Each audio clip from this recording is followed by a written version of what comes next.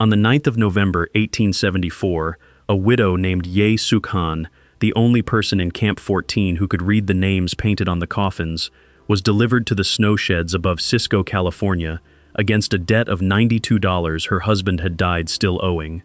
The Central Pacific's burial contractor held the crates, the ledger, and the law. Everyone in the shed assumed she would be sent down the grade with the spring shipment, one more name in a column. What she did instead, when she held back a single crate, made the foreman set down his lantern and ask her why. The work had a season, and the season was late autumn, when the ground above the tunnels loosened enough to give up what it had taken. Men from the Benevolent Society came up the grade with shovels and lime and clean cotton sheeting, and they opened the shallow places along the fill where the dead had been laid in a hurry, in slides and powder blasts and winters that came early. The bones were lifted, washed, dried on matting in the thin sun, and wrapped from the feet upward. Then they were fitted into crates of unplaned pine, 4 feet long, banded with iron, addressed in 2 hands, English on the outside for the shipping agent in San Francisco, and characters on the inside of the lid for the village that would be waiting. The characters were hers. She wrote them with a wolf hair brush her father had given her the summer she learned to grind ink, and she wrote them slowly, because a man's name misplaced by one stroke would arrive in the wrong county and wander there forever. Surname, given name, district. Hyung-ha, the home village, the one word every man in the camp said in his sleep. Some of the names she took from a paper folded in a dead man's boot. Some she took from the memory of a bunkmate who could not write. Some she had to build out of nothing but a nickname and the sound of a dialect. The contractor's ledger called them by number, and the numbers were tidy. By the 11th, 31 crates stood banded and stacked beside the shed door, waiting for the down train.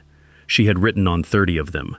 The 31st she carried into her own tent after dark and set beneath her cot, and over it she laid a length of matting and her second pair of shoes, and she left the lid blank.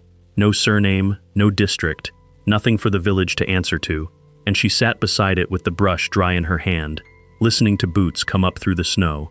The boots stopped a yard short of the flap and stayed there, and by that alone she knew the man. Others came in without asking, bringing the weather with them and their opinions after it. Corrigan waited outside in the dark with the snow squeaking under him like dry rice pushed across a pan, and he said her name the way he had said it since October, carefully, as though the syllables were borrowed and he meant to give them back unbent. Mrs. Chin. She set the brush across the mouth of the inkwell. Her father's inkstone lay uncovered at her knee, palm-sized, worn hollow at the center by 40 years of grinding.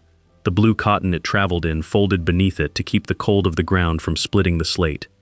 She had ground the stick that morning in snowmelt, and the ink had come up thin and gray, and she had written 30 lids in a hand her father would have called adequate, surname, given name, district, village, the year in 2 calendars, because the ship's clerk read one and the mother at the other end read the other. Come, she said. He had to bend nearly double to get through, and inside he did not straighten, only crouched with his hat in his fist and the lantern hooked on his thumb, and the light went around the tent and found the trunk, the tin of flour, the rope of dried greens, the cot, the matting on the floor beside the cot that was not quite flat. Bookman's got 31 on the freight bill, he said. Shed's got 30 on the sled. 30 go down, she said, and the one that don't. The wind came along the snow shed above them, a long hollow sound like breath through a flute with no fingers on it, and she thought about the words in the order she needed them, because English still arrived in her mouth as separate objects to be set in a row rather than a thing poured. He is not ready. Corrigan looked at the matting. He did not lift it. She had seen men in this camp lift a woman's bedding as though it were a page in a book that had been left out for them, and he set the lantern down instead on the packed dirt and let the light lie there between them. 16 days I had 4 men digging bones out of a hill that don't thaw, he said. Associations paid the freight. Ships the 8th of March out of San Francisco. If a box misses that ship, it sits in a warehouse on Sacramento Street till the fall. I know the ship. Then tell me why his lid's bare. She turned the brush over. The hairs had gone stiff and pale at the tip. She had cut it down herself from a worn shaving brush the barber threw out, and it was a poor tool for a good hand, and she had learned to press harder and forgive the strokes. In my village, she said, a name is a receipt. He waited. That was the thing in him she had not been able to account for in any ledger she knew, the waiting. When the box comes to the district hall, the clerk writes the name in the book. The passage he borrowed to come here, the doctor, the coffin, the freight. All of it is written under the name, and then the name goes up the river to the village, and the hall sends a man to the house to say, 'Your son is home, and here is what your son owes.'" Her voice stayed level, the way it had stayed level in front of the contractor, in front of the assayer, in front of the merchant who would sell her rice only if she left it on the step and took it after he had gone inside. His mother has 2 more sons. 14 and 9. If the debt arrives, they will be sold to pay it, and they will be sent here, and then there will be 3 boxes. The lantern hissed.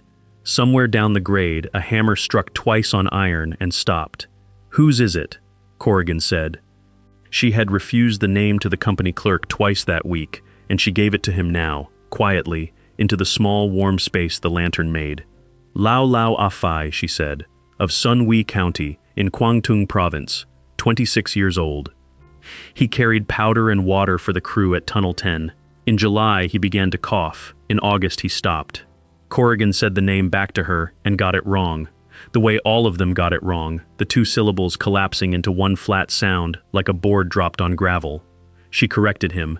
He tried again, slower, and the second time it was close enough that she inclined her head, and he took a flat carpenter's pencil out of his coat, licked the lead, and wrote it in the back of a tally book that otherwise held nothing but tonnage and tie counts and the number of kegs drawn from the powder cave. That was the whole of it. No promise, no hand held out, no word about what he intended. He wrote a dead man's name in a book meant for freight, and then he told her what it would cost her. "The manifest says 14, he said. "Pruitt counts the flat car at 7 tomorrow morning. 13 boxes and a hole where the 14th ought to be, and by Saturday that hole has a word attached to it, and the word is not. Missing." "I know the word," she said. "You know it in English?" "I read the notices," she said. "They are nailed where I can reach them." He looked at her a moment longer than a foreman looks at a laundry tent. Then he picked up the lantern, because the lantern was company property, and he carried company property back to the company shed, and he went out into the dark with it, and the light went with him down the grade, swinging, until the tent was only the shape of her own breath in front of her face. She sat in that dark for a long while with her hands in her lap. By first light the camp smelled of iron and coming snow, the smell that came into the Sierra in late October and meant that the pass had begun to think about closing. Down at the siding the flat car stood with its load already roped, 13 long boxes of unplaned pine, each one 4 feet by 15 inches, each one stenciled on the lid in black paint with a number, because the company had numbered them when it discovered that the names did not fit the columns of the freight book. Number 6, number 9, number 11. 61 living men stood off to the side with their hats in their hands, and the numbers went up and down the line in the clerk's voice, and not one of them was a name. Pruitt counted twice. He counted a Pruitt counted twice. He counted a second time slowly, with his lips moving, the way a man counts money he does not trust, and both times he came up with 34 crates standing on the platform against the 33 lines ruled into the clerk's freight book. The extra one sat at the end of the row, smaller than the company's, knocked together out of snow-shed planking with the nail heads still bright, and along its lid 3 columns of characters ran down in black ink, brushed carefully, drying at the edges where the wind off the summit had gotten to them. The clerk, Rennick, tapped the book with his pencil. 33 sealed and numbered. I signed for 33. "You've got 34 sitting here," Pruitt said. "Then one of them isn't ours." Youette stood at the end of the row with her hand flat on the lid of number 19. She had been standing there since the crew came up from the grade, and the cold had gone through her shoes and into the bones of her feet, and she had not moved. Her other hand held a cloth-bound book against her chest, sewn along the spine with red thread, swollen with damp and use, the corners gone soft as leather. Rennick had looked at it once and looked away, the way men in that camp looked away from anything written in a hand they could not read, as though the not reading were her failure and not theirs. "Not this one," she said. Rennick did not look up. "Load them." 2 of the living men bent for the rope handles and then stopped, because she had not taken her hand off the lid, and because Pruitt had raised 2 fingers, and in that camp, Pruitt's 2 fingers outranked a pencil. "Why?" Pruitt said. The wind came across the platform and took the lime dust off the tops of the crates in a thin white breath.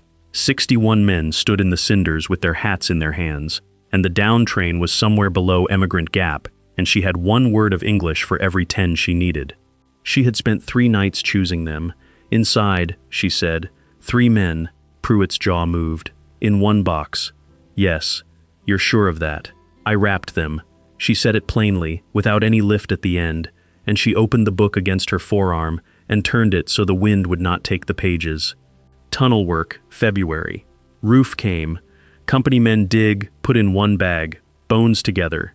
She made a gesture then, both hands, a folding in, a mixing, and every man in the crew who could see it understood it before Pruitt did.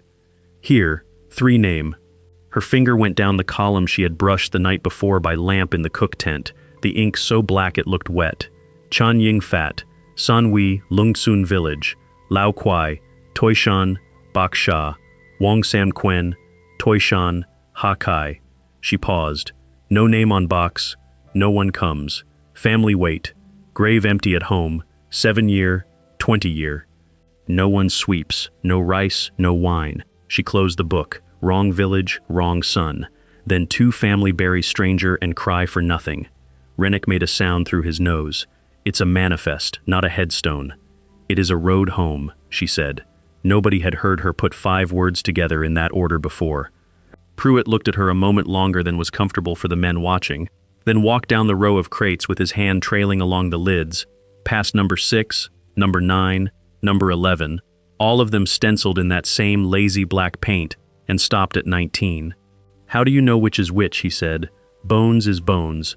She had been waiting for that, and she was ready, and it came out of her in the careful order she had built for it. Chan Ying Fat. This. She held up her own left hand and folded down the smallest finger. Powder blast, September. He lose. I dress it. Bone short. I know it. She touched the base of her jaw. Lao Kwai. Tooth gone here. Front. He laughed with his hand over. Wong Sam Quen. Tall. Longest leg bone in the bag. And in his collar his mother sew his name inside the cloth, so if he die far the men can read him. She reached into the sleeve of her jacket and brought out a strip of blue cotton no wider than 2 fingers, frayed where a knife had cut it away from a coat, and on it, in stitches gone brown, 3 characters. She held it up so the wind moved it. I keep, all winter I keep, nobody ask. The old man who hauled water for the cook tent, Ah Fuk, made a low sound and turned his face away toward the mountain. Along the line of 61 men, hats came up against chests. One of them, a boy of maybe 17 with a burn scar shining on his wrist, began to weep without any noise at all, and the man beside him took hold of the back of his neck and held it, the way you would steady a lamp. Pruitt looked at the strip of blue cotton for a long time. You wrote all of them down, he said. Every man we lost since the snow. Since I come, she said. 58. She opened the book again and let him see the columns of it, the dates in one hand, the villages in another, the small notes beside each entry that meant nothing to him, and everything to the families who would someday be handed them, a filed coin, a birthmark below the ribs, a hand that had lost a finger to black powder in September. Company write number. I write name. Rennick shut his freight book with a clap. The train takes on at dawn. Sealed cargo, signed for, and I'm not standing on this platform while she pries the lid off company property so she can sort a sack of... He stopped himself, because Pruitt had turned around, and because whatever Rennick was and was not, he was not a fool. There's a bond on held freight. $15 a day, and a permit out of the county seat to break a seal, and I'll wire the office in Sacramento tonight and let them tell you the same thing in writing. Wire them, Pruitt said. He crouched, got his knife under the black-painted 19, and looked up at her. How long do you need? 3 day, she said. Hot water, lime, clean matting, light. You've got till the whistle. She nodded once, as if a bargain had been struck in her favor, and then she opened the book to the same page and did not lift her eyes from it, because there was a 4th name written under those 3 in her own hand, dated the same February morning, and in all that bag of bones she had never once found a shoulder or a jaw that could belong to him. The lantern burned down a finger's width while she worked, and the whistle stayed silent, and she let herself believe for a while that the night might hold. She had laid a straw mat across 2 powder barrels in the lean-to behind the cook tent, and on that mat she set the bones in the order a body wears them, skull to heel, the way her father had taught her to lay out a man before splinting him, so that nothing would be forgotten in the hurry of pain. Water first in the shallow pan, cut with a little of the rice spirit she kept for cramps and for grief. Then the horsehair brush, small as a writing brush, worked into the seams until the red grave dirt lifted and the bone came up the color of old candle wax. The lean-to smelled of camphor and pine pitch and wet burlap. Every few minutes she blew on her fingers, and every few minutes she looked at the box she had kept back, its lid propped against the wall with a name brushed on it in black characters and a number painted beside them in company white, 41, and she did not like the way the two sat together, like a coat on the wrong man. Her father had set bones in their county for 31 years, splints of bamboo lined with mulberry paper, and he used to say, "A bone keeps its history the way a shop keeps a ledger. A break that knits crooked leaves a ridge you can find with your thumb in the dark. A shoulder pulled out twice sits shallower in its cup than a shoulder pulled out never." Teeth remembered the blacksmith who took them. She had carried the splint case for him from the age of 6, and she had watched 200 men limp into their courtyard and walk out again, and she had learned to read a body the way other girls learned to read cloth. The thigh bone in her hands was a right one.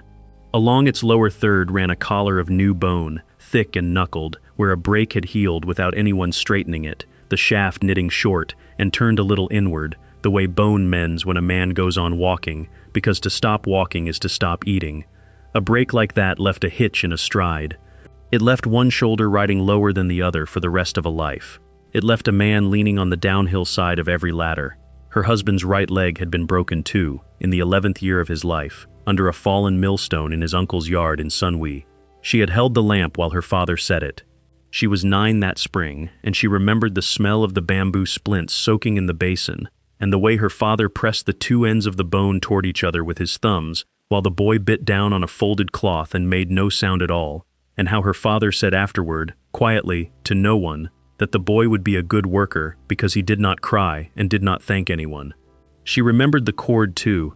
Her father measured both legs with a knotted string before he bound the splint, and again on the 40th day, so the family would know he had left the boy even. The knots on that string still hung inside the lacquered case she had carried across the ocean, oiled black, no bigger than a farmer's account book, with the splints in their sleeve and the cotton bindings rolled tight as steamed buns. Yuen Tak Sung had walked out of her father's courtyard straight. She had watched him go down the lane, and she had watched him 3 years later on their wedding day, and there had been no hitch in him, no low shoulder, nothing but a faint ridge under the skin she could find with 2 fingers in the dark, so the bone in her hands belonged to somebody else. The tool shed at the head of the fill had a plank floor and a lantern hook, and a smell of axle grease that the camphor could not cover. 32 crates stood along the wall in 2 ranks, each one the length of a man's shin and half as wide again, each one lidded and roped and papered with a slip in Elam Trask's handwriting. Number 19 sat open on the floor in front of her, its cloth wrapping spread back like petals, and its slip lay on the plank beside her knee where she had set it face up so she could keep reading it. Yuen Tak, sect, hand, decked, deck, 1867. They had shortened him. They had shortened all of them, and the shortening was on the slips that would be nailed to the crates in the hold of the steamer. And it was the slips the clan halls in Sunwee and Hoi Ping and Sanwee would read when the boxes came ashore. She had laid the bones out on flour sacking in the order a body wears them. Skull to the north, jaw beneath it, the ribs curved out in their arcs, the long bones pared down the sacking like chopsticks set for a meal. It was the first thing her father taught her that was not medicine, that a body must be laid out complete before it is wrapped, because the sea is long, and no one on the other end will know what is missing. That was how she found the second right thigh bone. It had been folded into the ribs, wrapped in its own square of cloth, and its color was wrong, paler, dried in a drier ground. She set it on the sacking beside the first. 2 right thigh bones, one long, knuckled at the lower third, turned in, one shorter by the width of 3 fingers and straight and clean and without any ridge at all. Then she counted the rest, out loud, because counting in her own tongue kept her hands steady while her chest went tight. Yat, Yi, Sam, Say, 3 collarbones, 2 left heels and no right ones. A jaw with all its teeth beside a skull whose sockets were narrow and old. She counted twice, and both times the arithmetic came out the same. Crate 19 held the bones of 3 men, packed to look like one. She sat back on her heels on the packed dirt floor of the shed and let the cold come into her knees. Sleet ticked against the tar paper overhead, steady as a clerk's pen. The lantern she had bought through the water boy, because the storekeeper at the company shed would take the boy's coins and not hers, threw a low yellow ring over the open crate, the rice straw, the strips of oiled paper, and the rib lying across her palm like a piece of cold ivory. Her father had been a bone setter in the market town below Sun Ning, and he had taught her the body the way other fathers taught sons the price of rice. Order first. A man is laid in his box the way he stood in the world. Skull at the head end facing the sea road home, the long bones of the arms folded in, the ribs in their pairs like the ribs of a boat, the small bones of the feet gathered in cloth at the bottom so that no part of him arrives lost. Every crate she had opened this month had come to her wrong, but wrong in the ordinary way of hurried work. Straw where cloth should be, a shoulder blade slid down among the hips, a wrist bone missing where the ground had kept it. Crate 19 was wrong in a different way.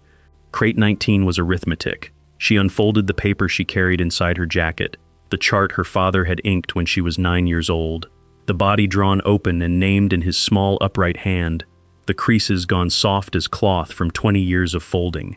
She laid it on the straw beside the lantern and set the bones out on it, each in its place, and the ones that had no place she set in a row along the edge, 3 collarbones, 2 left heels, 2 jaws, 1 young and 1 worn down to brown stumps at the back, and a rib, smooth and clean along its whole length, from a man who had never in his life had a rib broken and knitted crooked by a rockfall in the 3rd tunnel above Cisco. The slip of paper wired to the inside of the lid carried her husband's name. It carried his name in a hand she did not know, in ink too black and too new, and under the name the village was written the way a man writes a sound he has only heard, the county rendered as 1 word instead of 2, the wrong character guessed at, the kind of mistake nobody from that county could make, and nobody in this camp could catch. Somewhere a clerk had read a name off a pay list, and somewhere a teamster had gone up the fill with a shovel and taken what the shovel found. She heard the water boy shift at the door, the way he did when he wanted to be useful and had nothing to carry. He was 11, and he had learned to say, "Sogwat," to white men as, "Bones going home." And he said it proudly, as if he had translated something holy and made it fit in a small box. "Someone comes," he said in their own tongue. She did not have time to put the lid on. She only had time to move so that her body was between the lantern and the open crate, which was the same thing she had done at 15 when her father's shop was searched, and the same thing she had done on the boat. The foreman filled the doorway, and the cold came in behind him like a second man. He filled it the way the mountain filled the window of the cook shed, without effort, without meaning anything by it. Snowmelt ran off his hat brim in a slow thread. He carried a lantern hooked on 2 fingers, and the smell of the tunnel came with him. Burnt powder, wet granite, the sour of men who had not been dry in 9 days. Ah Sang made himself small beside the stacked crates, the way a man learns to when he has been counted at too many gates. She did not step aside. The foreman looked at her, then past her, at the open crate on the trestle with its lid leaned against the wall and its contents laid out in order on clean paper. "That one's nailed shut on the manifest," he said. "Yes," she said. "It's open. Yes." He set the lantern on the head of a powder barrel, and the light climbed up over the trestle, and he saw. He saw the paper folded and cut to size. He saw the bones washed and dried and set out in their proper places. Skull at the head end, the long bones parallel, the small ones grouped and wrapped, everything in the order a body wears when it is walking around alive. He saw the shallow bowl of rice wine gone cloudy with what she had rinsed from them, and the cloth over her hands, and the brush no wider than 2 fingers that she had used on the ridges of the ribs where the dirt of the Sierra had gotten into the grain of the man. He took off his hat. She had not expected that, and she filed it away somewhere she would look at later when there was time. "Why?" he said. 9 days of frozen ground and short rations had worn his voice down to 1 word at a time, and the word came out flat, without heat. She understood it as a question and not an accusation, and she answered it the way she had been practicing answers all winter, slowly, choosing each word the way she chose weights for a scale. "Because the name on the lid is wrong." The foreman's jaw moved once. "Wrong how?" She lifted the 2 right thigh bones and held them side by side in the lantern light, 1 in each hand, and let him look at them. He was a man who had spent 11 years underground and above it, and he had seen more of the inside of men than he wanted, and he did not need a word of her language to count to 2. "2, he said. 2 men, she said. 1 box, 1 name. He stood very still. Behind him the wind came down the grade and found the gap in the shed boards and made the lantern flame bend and stand again. "There is more," she said. "The name on this lid is Kwan Ah Yuen, Sunwi District." He carried powder. In December, the sledge went over on the ice at the head of the cut and broke his wrist.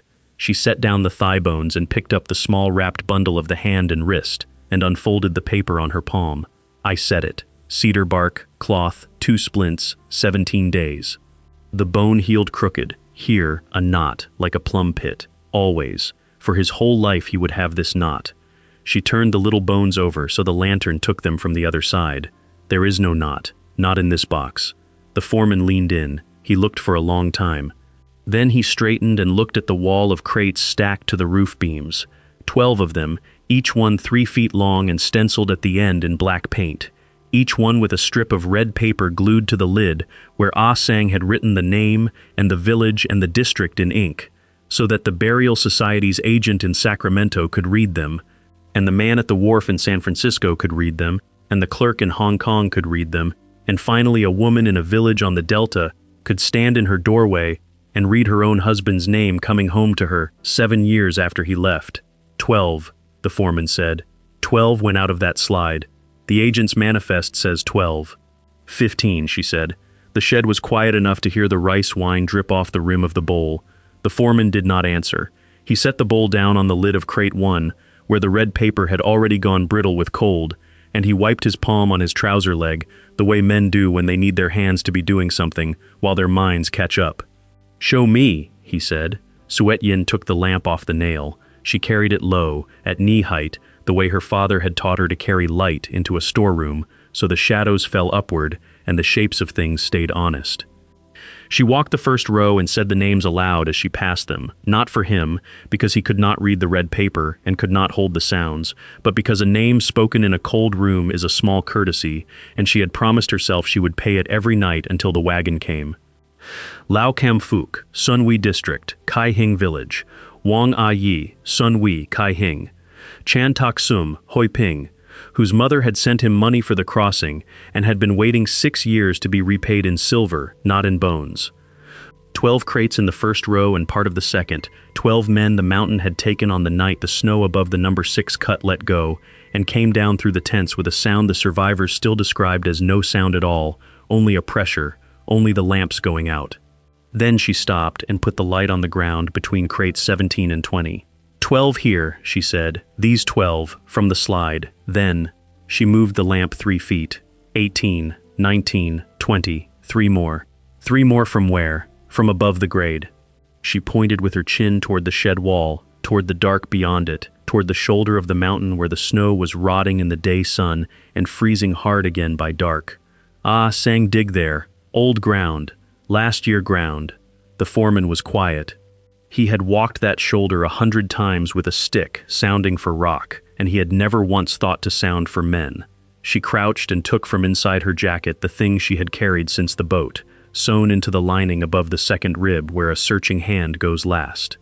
A notebook the width of her palm, its pages stitched with green silk thread, and folded around it a square of oiled cloth holding her father's hand scale, the little brass beam gone the color of tea, its silk cord frayed, its sliding weight worn smooth by 40 years of weighing bark and root and the fine dust of ground pearl.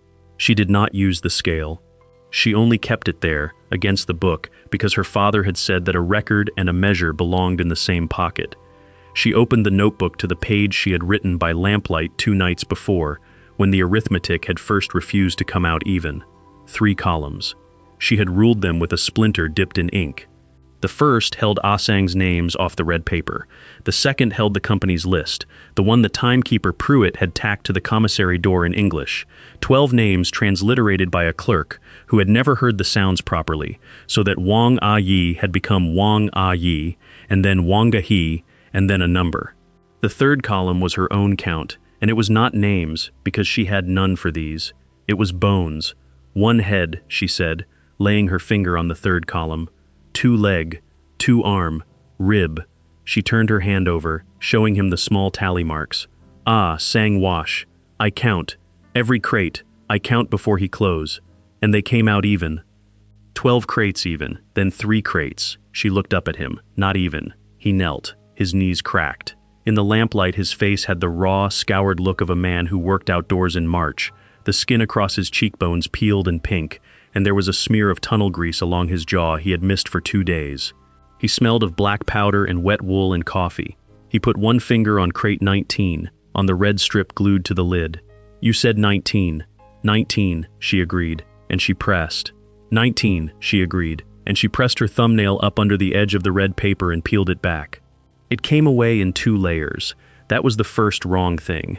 The society's strips were single sheets of thin red paper, brushed with the number and the village and the man's name, and then sealed down wet so the paper drank the paste and became part of the wood. This strip lifted whole, dry, stiff as a dead leaf, and underneath it lay another strip, older, its glue gone amber, its characters written small and cramped by a hand that was neither Ah Sang's patient brush nor the clerk's blunt one. She held the lamp closer. The foreman did not ask yet. He had learned, in the 11 days since the first crate came down from the summit on a flat car with snow still in its seams, that if he waited she would give him more than if he pushed. The name under the paper was a name she knew. She had written it herself once, in ink, on a different sheet, in a room that smelled of dried tangerine peel and camphor, for a family who had come to her father's counter with 3 coins knotted in a handkerchief and a question about a son. She remembered the mother's thumbnail, split down the middle. She remembered the village, 2 characters, a river and a bend. "What's it say?" the foreman said. "A name," she said, and folded the strip once and put it inside her sleeve, and did not translate it, and he watched her do it and let it go, and something in the letting go made the back of her throat ache. She turned the lamp on the lid instead and touched the nail heads. 4 of them, round, bright, machine-drawn wire, the kind that came in kegs to the section house for crating tools. "Ah Sang used square nail," she said. "Always square. He keep them in a tin, tobacco tin. He count them too." She pressed the nearest head with her fingertip and it stood a half-inch proud of the pine, hammered by someone in a hurry and in the dark. Around it the wood was bruised and split in a small white star. This crate open, then close again. The foreman worked his thumbnail along the seam. He set his shoulder against the end of the box and tried to slide it, and the crate did not behave like a crate of bones. A crate of bones was light. She could carry one on her hip the way she had carried water in Toishan, and inside it the long bones knocked softly against one another like kindling, and the skull rode wrapped in cotton at the top where Ah Sang always laid it, facing the direction of home. This crate went across the boards in one dense grinding shove, as if the pine held a sleeping animal, and from the low corner seam a thin trickle came out and ran onto the floor. Not lime. Lime was white and it powdered. This was heavy, and it was dark, black grit with a wet metal shine to it, and it lay in the crack between 2 floorboards without drifting. The foreman put 2 fingers in it and rubbed it on his thumb and held the thumb into the lamp. She saw his face change, and it changed the way a door closes. He had washed dirt on the Yuba for 2 seasons before the railroad, when he was 23 and stupid with hope, and he knew that particular sand the way another man knows a voice through a wall. Black sand out of the bottom of a long tom, magnetite and garnet and the fine flour that would not float away, and riding down in it, if you were patient with the pan and did not curse, small bright scales the color of nothing else on earth. He had seen a man shot at Rose's bar over a coffee can of it. He had carried his own in a tobacco pouch inside his shirt against his skin for 4 months, and it had chafed a sore there that took the whole winter to heal. "Where?" he said. His voice had gone flat and quiet. She showed him her palm again, the blue pencil tally down the 3rd column, and then she moved the lamp to the 2 other crates that stood a little apart at the end of the row, out of the sequence, and the light went along their lids. Wire nails, doubled paper, numbers already used, 11, which had gone down to Sacramento on the boat in November with a man from Sunwee inside it. 19, and 7, and she had washed 7 herself. 3 crates, she said. Nobody open a coffin. Custom man not open. Sheriff not open. She looked at him steadily. Man carry gold in a box of the dead. Nobody count. Outside, the wind came off the cut in one long dragging breath and pushed a rope of snow under the door and along the boards. And then, under the wind, boots. 2 sets, on frozen cinder, walking without hurry. A lantern swung and its light crossed the gap at the bottom of the door and crossed back. She was on her knees. She blew the flame out, and the shed went black and warm and full of the smell of rice wine and burnt wick, and the foreman's hand closed on her wrist and held it, not pulling, just holding, so she would know where he was. The padlock rattled, a key went into it and would not turn because the lock hung open and hooked through the staple only, and she had barred the door from inside with a pick handle. 4 o'clock, one of them said. Not noon. Boat don't wait on Chinamen, and neither does Mr. Halloran. Have the whole lot on the wagon by 4 and lashed. All of 'em? 12 on the wagon. The lock rattled again, thoughtfully. 19 and them other 2 go up to the assay office first. Separate. A pause. She could hear her own blood. Warm in there, the second voice said. Stove still going. The boots went away fast. Both sets, back toward the lamps of the section house, and their sound got smaller and the wind took it, and in the dark the foreman let go of her wrist. 4 hours, he said. And she was already thinking of the 15th crate, the one that was not in this shed at all, the one she had carried out 2 nights ago wrapped in her own quilt, and of the man's name she had folded into her sleeve, and how much of it she would have to tell him before the sky went gray. 4 hours. She measured it the only way the mountain allowed anything to be measured, in distance and in labor.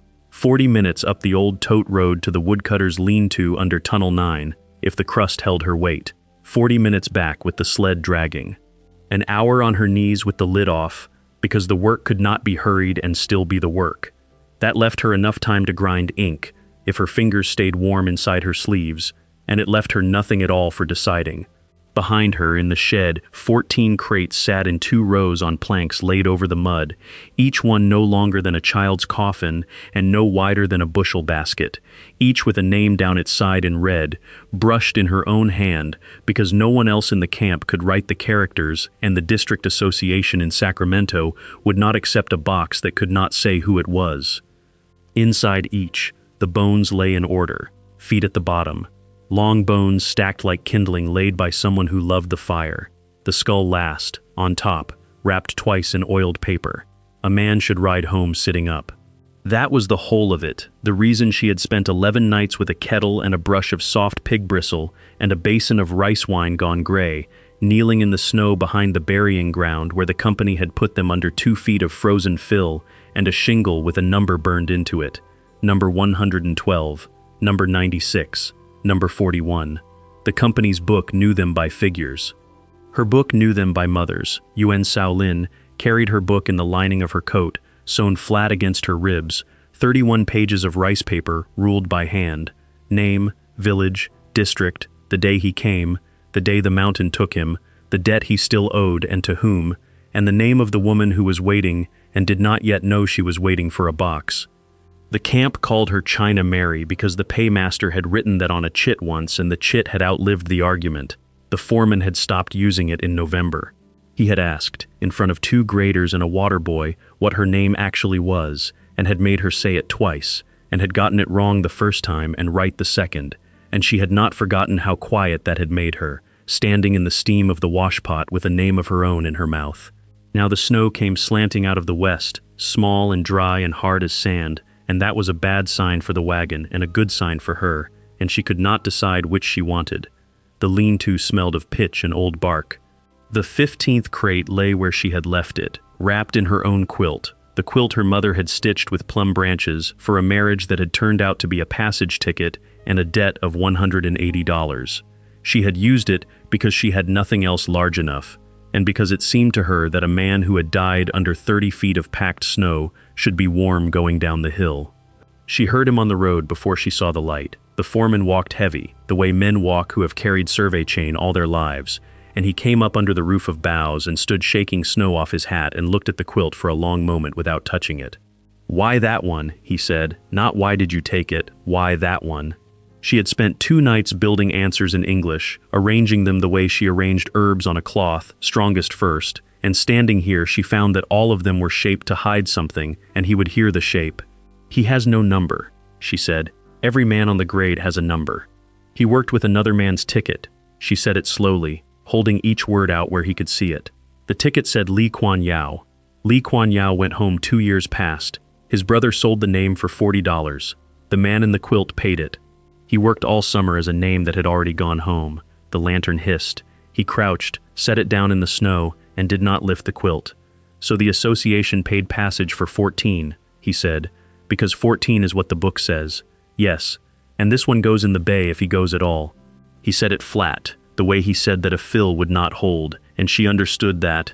She understood that he was not arguing with her. He was reading her the shape of the thing the way he read a bad grade before the rain came, flat, without heat, so that nobody would mistake hope for engineering.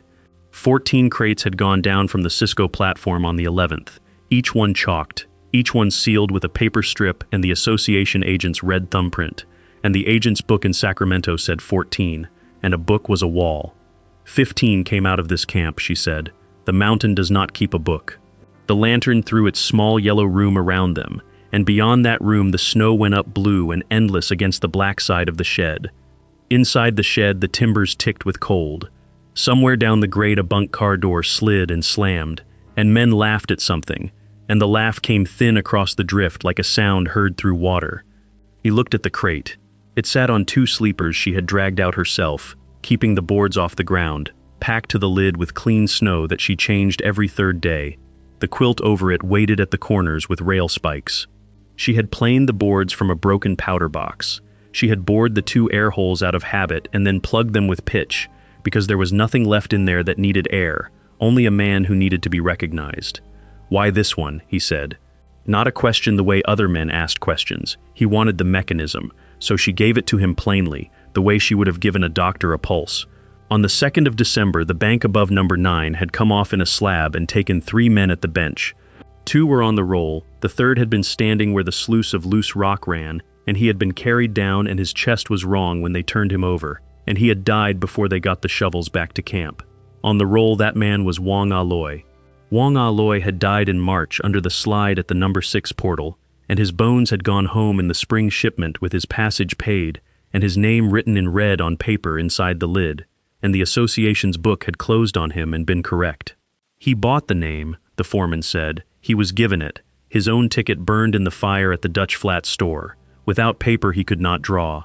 The headman said, "Take the dead man's number, work, send money, we will fix it in the fall." She stopped. Her breath hung and drifted. The fall came. Nobody fixed it. She could hear how her English went stiff when it carried weight, all the small joining words falling away, and she hated it, and she went on anyway. She told him she had written the man's letters. All summer, Sundays, on the flour barrel outside the cook tent, 4 cents worth of paper and her own inkstone, the men lining up with their hats in their hands, dictating the same 3 things.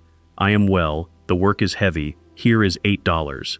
She kept a book of her own for it, because money orders needed records, and men forgot what they had sent. His true name was in that book 11 times, Lam Tak Hing, Sha Tsui Village, Sunwee District. His wife was Ing Sao Yi. His mother's ring was in a pawn shop in Canton, and he meant to redeem it before the new year. And he had said that in June and again in August, and she had written it both times without telling him she had written it before. He sent $104 home under a dead man's name, she said. If I let him go into the bay, then it is the dead man who worked, and this one never came to Gold Mountain at all. His wife will burn paper for a husband who is nowhere.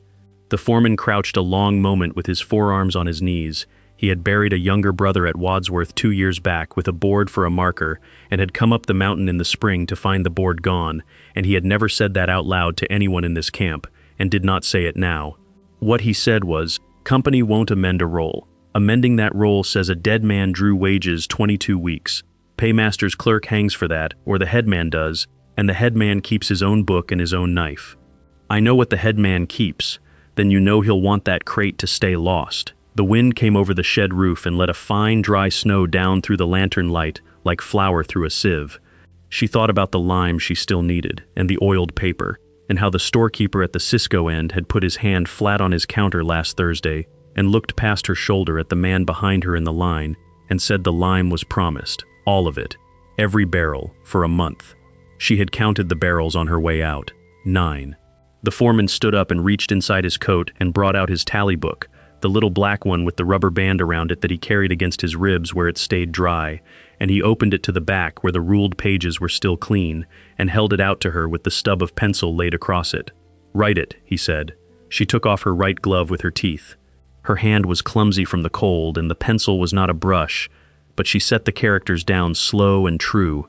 Family name first, the way a name is built, the ancestral hall, then the village, then the given name last of all, small and exact, because a name a mother chooses is the smallest part of a man, and the part that must not smear. The foreman held the book close to the lantern and looked at the 3 characters the way he looked at a survey line, checking it against something in his head. He did not pretend to read them. He asked her to say it, and she said it, and he said it back with the tones all flattened into one, and she said it again, slower, and the second time he came near enough that she nodded. Then he turned the book sideways and wrote underneath in his own square letters the sound as he heard it, and under that, in the column where he set down ties and yards of fill, he wrote, 1 box, freight, prepaid, and his own name beside it. They said, "He goes in the bay if he goes at all," she said. That was said in a warm room, the foreman answered, and closed the book on the pencil. He got the lime by breaking a barrel. She watched him do it, out behind the tool shed where the hoop had rusted anyway, and heard him tell the paymaster in the morning that water had gotten into the 9th barrel and the 9th barrel was spoiled, and heard the paymaster say that lime cost the company 80 cents and the paymaster's patience cost more, and heard nothing after that, because the foreman had already walked away with the crowbar over his shoulder. She worked 2 nights in the tool shed with the door shut and a blanket hung over the gap at the bottom. What had come out of the cut above the culvert had been buried in a hurry in October of the wrong year, and it had been packed by men who meant well and knew nothing, and she undid all of it. She laid the bones out on clean sacking in the order a body keeps, the feet at the near end, the long bones of the legs, the basin, the ribs one at a time, the small stones of the hands, the skull last and highest, turned so it faced the way the road ran west, which is the way that leads to water and then to home. She washed what needed washing in snowmelt and wiped it dry with cloth torn from the lining of her own quilt. She wrapped each part and set it down, and did not hurry. And when the lantern guttered, she trimmed it and went on. And the cold came up through the boards and into her knees and stayed there for a week afterward. She packed the lime around him the way her aunt had packed it in the burial ground above the river when she was 9 years old, and holding the basket. Then she wrote the 3 characters on the inside of the lid, so that if the outside weathered away, the name would still be lying with the man who owned it, and she wrote them again on the outside, large, with the village underneath, and the foreman painted a white square around them, so the letters of the shipping clerk would not be written over the top. On the 2nd of February, the wagon went down. The foreman carried the crate to it himself, at the front end, and Ayi's brother took the back, and there was no ceremony arranged and no one had been told to come, and still the grading crews stood off the shoulder of the road with their hats down at their sides, 300 men in wet wool, silent, for as long as it took the wagon to reach the turn. The paymaster watched from the doorway of the office car and wrote something down. $12 came off the foreman's February pay, and the store at the crossing stopped selling her rice, and she bought it instead through the tea man from Dutch Flat at a nickel more the pound, and never once mentioned it. The receipt came back in November of the following year by way of the District Association's house on Sacramento Street, a red seal, a clerk's brushwork, and one line saying that the bones of the man from the 3rd lane had been received in the village in the 9th month and laid on the slope above the ancestral hall, and that his mother, who had waited 9 years, had been present. She read it in the doorway of her cook tent with flour still on her wrists. She read it 4 times. Then she put it in the tin with the abacus beads and the folded paper, and she went back in and turned the pork. After that, they came to her. 1 at a time at first, then in 2s, standing in the cold outside the tent flap with their hats in their hands, saying their names and their fathers' names and their villages and the lane inside the village, and she wrote all of it down in the ledger the foreman brought up from Sacramento, a proper one, black cloth, $2, the price never mentioned. And beside each name she wrote where the man was working and what he was owed, and left a column blank on the right-hand side that everyone understood without being told. 61 names by the first thaw. By the time the tunnel at the summit went through, 140, and when a fill let go in June, she was able to tell the association 3 days later not merely how many, but who, and whose mother, and where. The camp began to call the ledger the name Book, which is what she had called it from the beginning, in her own language, at the top of the first page. The foreman came in on a Sunday in August with rock dust in the creases of his neck and stood by the stove a while before he said anything. Then he asked her to write his name in it too, in her characters on a page of its own, because the powder work at the deep cut was going badly, and a man ought to be written down somewhere by somebody who would go looking. She wiped the flour from her hands. She asked him where his village was, and he thought about it, and said the name of a town in Ohio, and then he said, after a moment, that he supposed it was here. She wrote both. Ohio in the small column and the camp in the large one, and his name across the top in 3 characters she chose for their sound and their meaning, and she turned the book around so he could see it, and he looked at it a long time without asking what the characters meant. In April, a second letter came up, the grade with the mail sack, sealed in red, addressed to the woman who kept the names. It asked after a girl sold out of Toyshan in the year of the Great Flood. No village given, no father named, and it said she had last been seen at a landing on the Sacramento River. She read it twice, and folded it into her sleeve.